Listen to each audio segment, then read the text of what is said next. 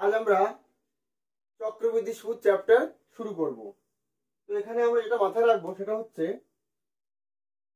সমূল চক্রবৃদ্ধি অর্থাৎ সুদ আসল। তার আগে আমরা জেনে নিই যে চক্রবৃদ্ধি সুদটা কি আসলে। মনে করো কেউ 100 টাকা ব্যাংকে রেখেছে, ঠিক আছে। এইবার 1 বছর পরে ওর 10 টাকা সুদ হয়েছে মনে করো। তাহলে 1 বছর পরে ওর সুদ আসল কত হলো? 110। এবার নেক্সট ইয়ার থেকে ওর কিন্তু 110 টাকা সুদ পাবে সে। এটা হচ্ছে চক্রবৃদ্ধি সুদ। আর সরল সুদে আমরা কি করতাম, 1 বছরের সুদ হয়ে 10 টাকা, পরের বছরও সেই 100 টাকায় সুদ দেবে। এই 10 টাকার কিন্তু কোনো সুদ দেয় না। আর চক্রবৃদ্ধি সুদে ওই 10 টাকার সুদ পাবে, অর্থাৎ সুদেরও সুদ। এটা হচ্ছে আমাদের চক্রবৃদ্ধি সুদ, ঠিক আছে। তো এখানে আমরা সুদ আসল এর সূত্রটা কি হবে? চক্রবৃদ্ধি চক্রবৃদ্ধি সুদ আসল বা সমূল চক্রবৃদ্ধি, এটা কত হবে? পি ইন্টু 1+r/100 ঠিক আছে। এখানে পি হচ্ছে আসল বা মূলধন, আর আর হচ্ছে বার্ষিক সুদের হার, আর এন হচ্ছে সময়, যেটা আমরা সরাসরি টি দিয়ে লিখতাম, ঠিক আছে। এইবার তাহলে চক্রবৃদ্ধি সুদ আসল হচ্ছে এটা। তাহলে চক্রবৃদ্ধি সুদ কত হবে? চক্রবৃদ্ধি সুদ কত হবে? এটা হবে আমাদের, তাহলে সুদ আসল থেকে আসল বাদ চলে যাবে, অর্থাৎ পি কমন, 1+r/100 তাহলে এটা হচ্ছে আমাদের চক্রবৃদ্ধি সুদ। এবার চক্রবৃদ্ধি সুদ কিন্তু আমাদের বিভিন্ন টাইম ফ্রেমে হতে পারে, যেমন 3 মাস অন্তর হতে পারে, চার মাস অন্তর হতে পারে, 6 মাস অন্তর হতে পারে, যা খুশি হতে পারে, 1 বছর অন্তর হতে পারে। আমরা যেটা এখানে লিখেছি এটা হচ্ছে 1 বছর অন্তর, ঠিক আছে। এইবার আমরা ওই 3 মাস অন্তর দেয় সুদের পর্ব যদি, ঠিক আছে, 3 মাস অন্তর হয়, 3 মাস অন্তর হলে সুদ আসল,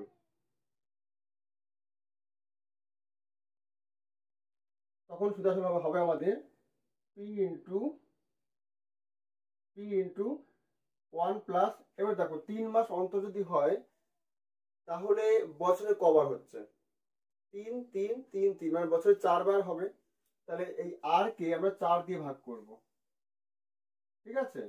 আর তাহলে 1 বছরে যদি 4 বার হয় তাহলে এন বছর কতবার হবে? n×4। সূত্রটা তখন এইভাবে হবে, ঠিক আছে। মানে অর্থাৎ উপরে যতবার হচ্ছে সেইটা, নিচে আর ভেতরে আমরা 4 দিয়ে ভাগ করব। আর উপরে বছরকে 1 বছর 4 বার হবে, তাহলে এই জন্য 4 দিয়ে গুণ, ঠিক আছে। অর্থাৎ এক কথায় উপরে যতবার হবে, যে টাইম ফ্রেম দেওয়া থাকবে অঙ্কের মধ্যে, ওই টাইম ফ্রেমের মধ্যে ওই 3 3 মাস যতবার হবে সেটা হচ্ছে উপরে বসবে। ক্লিয়ার? অঙ্কগুলো আর ভালো হয়ে যাবে। এইবার সুদের পর্ব যদি 4 মাস অন্তর হয় তাহলে সুদ আসল কত হবে? পি ইন্টু 1+, 4 মাস অন্তর হলে দেখো বছরে 3 বার হবে, অর্থাৎ ভেতরে 3 দিয়ে ভাগ আর বাইরে 3 দিয়ে গুণ হবে, তাহলে ক্লিয়ার। সুদের পর্ব যদি আমাদের 6 মাস অন্তর হয় তাহলে সুদ আসল কত হবে? 1+, 6 মাস অন্তর হলে দেখো বছরে 2 বার হচ্ছে, অর্থাৎ ভেতরে 2 দিয়ে ভাগ আর বাইরে 2 দিয়ে গুণ, ঠিক আছে। তাহলে এই হচ্ছে আমাদের কয়েকটা ফর্মুলা। এইবার আমরা অঙ্ক শুরু করব।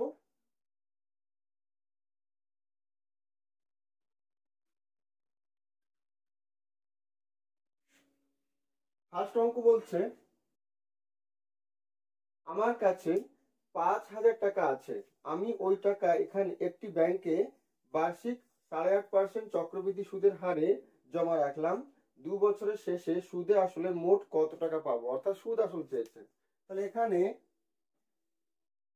কি কত বলেছে? 5,000 টাকা, আর বলেছে 8.5%, আর সময় মানে এন বলেছে 2 বছর, ঠিক আছে। অতএব সুদ আসল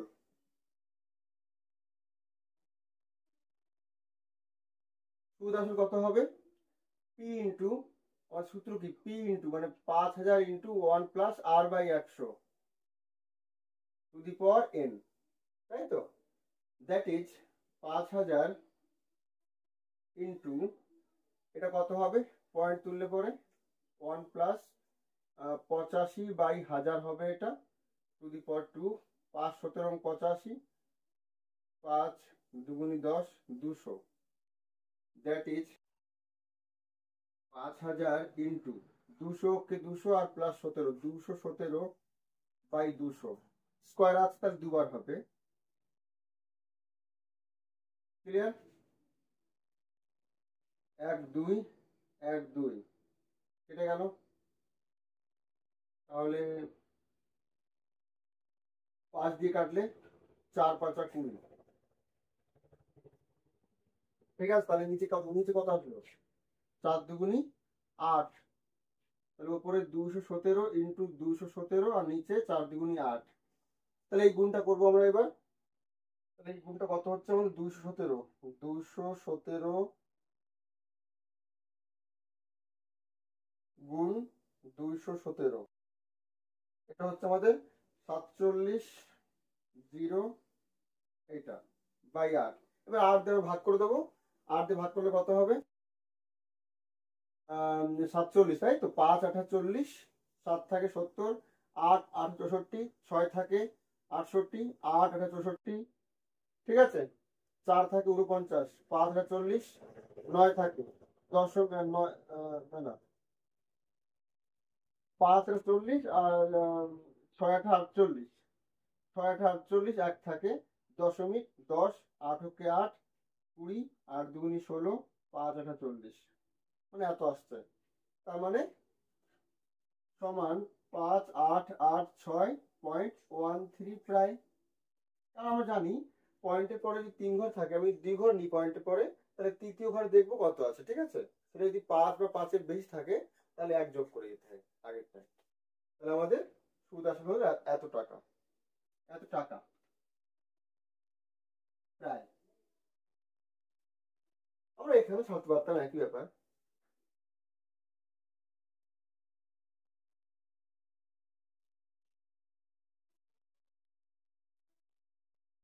দুই দাগ কি বলছে? 5000 টাকার বার্ষিক 8% চক্রবৃদ্ধি সুদের হারে 3 বছরের সমূল চক্রবৃদ্ধি কত টাকা হবে, মানে এটাও আমাদের সুদ আসল চেয়েছে। তাহলে এখানে পি আছে 5000 আগেটার মতোই, আর আছে বার্ষিক সুদের হার 8%, আর বলেছে সময় মানে এন বলেছে 3 বছর। তাহলে অতএব সুদ আসল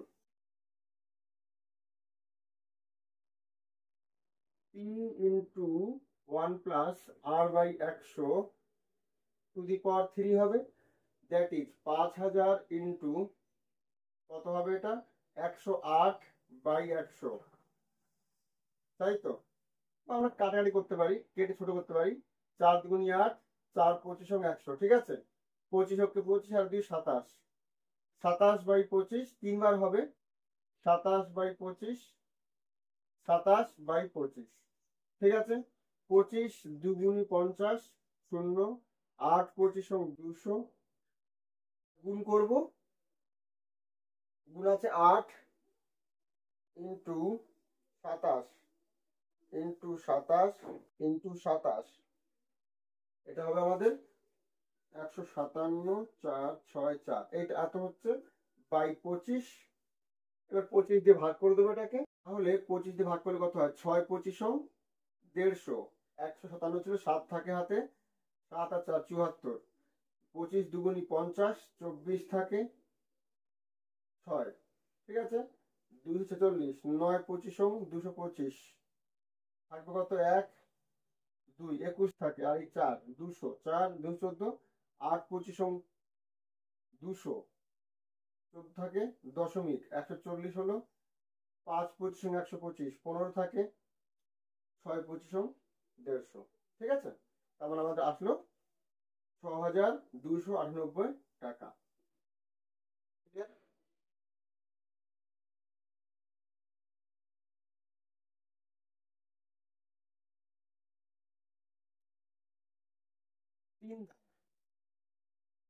3,000 টাকার বার্ষিক 9% চক্রবৃদ্ধি সুদের হারে 3 বছরে চক্রবৃদ্ধি সুদ নির্ণয় করি। তাহলে না না বলছে গৌতম বাবু 2,000 টাকা বার্ষিক 6% চক্রবৃদ্ধি সুদের হারে 2 বছরের জন্য ধার নিয়েছেন। 2 বছর পরে তিনি কত টাকা চক্রবৃদ্ধি সুদ দেবেন তা হিসাব করে লিখি। এবার চক্রবৃদ্ধি সুদ চেয়েছে, তাই তো? তাহলে এখানে এখানে দেখো কিছু বলে দিয়েছে। আসল অর্থাৎ পি ইকুয়াল টু বলেছে 2,000 টাকা, আর আর বলেছে 6%, আর টাইম বলেছে 2 বছর, এন 2 বছর। চক্রবৃদ্ধি সুদ চেয়েছে, তাহলে আমরা কি করবো? অতএব চক্রবৃদ্ধি সুদ কত সূত্র আমাদের? P into 1 plus R by 100 to the power N minus P, অর্থাৎ এটাও হবে আমাদের চক্রবৃদ্ধি সুদ। তাহলে আমাদের 2,000 কমন চলে যায় এখান থেকে, কত হচ্ছে? 1 প্লাস 6 বাই 100 তার স্কোয়ার মাইনাস 1 থাকছে। 1 কে আমরা 1 এর স্কোয়ার লিখতেই পারি, তাই তো? তাহলে 2,000 এটা দেখো এ স্কোয়ার মাইনাস বি স্কোয়ার সূত্র, তার মানে একবার প্লাস হবে একবার মাইনাস হবে। তাহলে প্লাস করলে কত হবে? 1 প্লাস 1 2 প্লাস 6/100 ইন্টু আর এ মাইনাস বি করলে 1 কেটে যাবে, অর্থাৎ শুধুমাত্র 6/100 পড়ে থাকবে।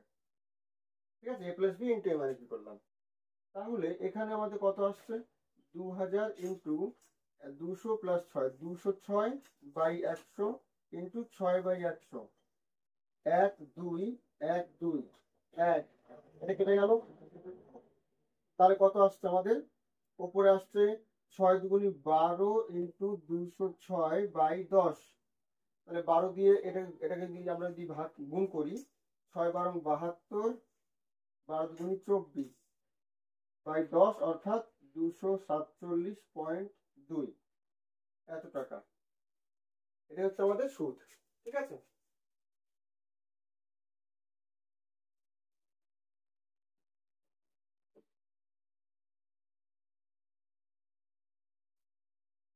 তা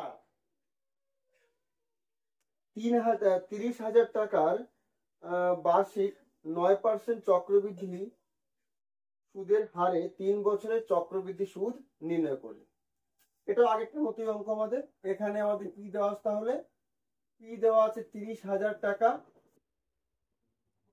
ঠিক আছে, আর দেওয়া আছে 9%, আর এন 3 বছর। অতএব চক্রবৃদ্ধি সুদ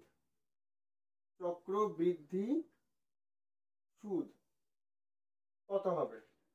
P into 1 plus r/100 two the power 3 minus P, তাই তো? এটাই হবে।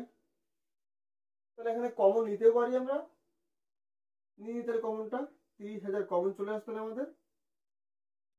তাহলে এখানে কত থাকবে? 100 প্লাস 9, 109/100 তার কিউব থাকবে, আর মাইনাস 1 থাকবে, তাই তো?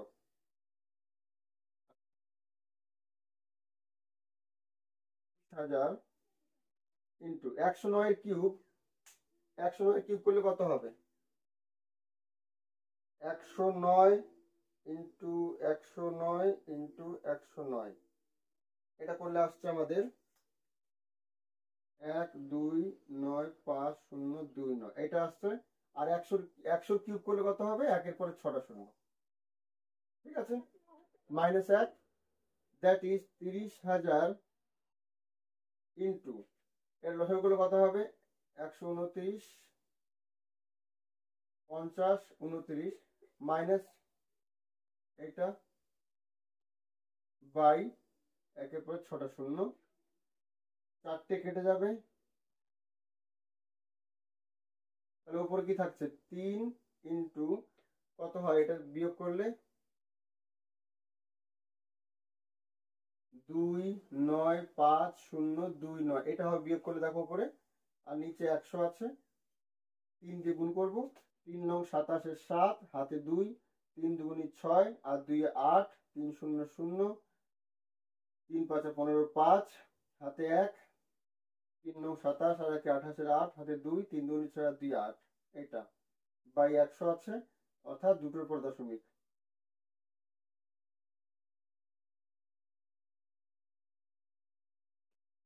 8,850 টাকা 87 পয়সা।